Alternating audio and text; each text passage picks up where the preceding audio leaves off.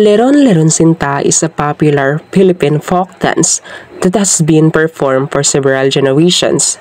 The dance is considered a traditional game song that was believed to have originated in the Visayan regions of the Philippines.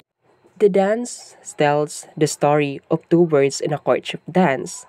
The dance begins with a couple holding hands while slowly swaying to the music, as if they are birds who are getting to know each other.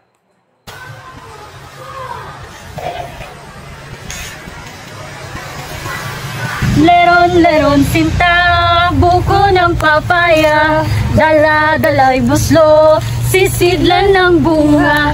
Pagdating sa dulo, damali ang sanga, tapos kapalaran, humanap ng iba.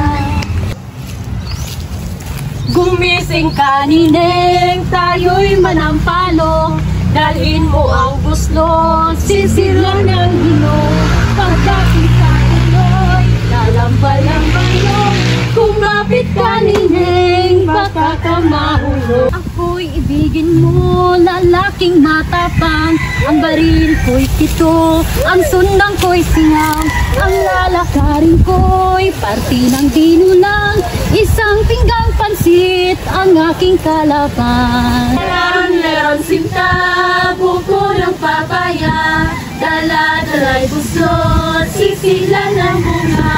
Pagdating sa dulo, nabali ang sanga, tapos kapalaran, humanap ng iba. Leron-Leron Sinta by BSN English.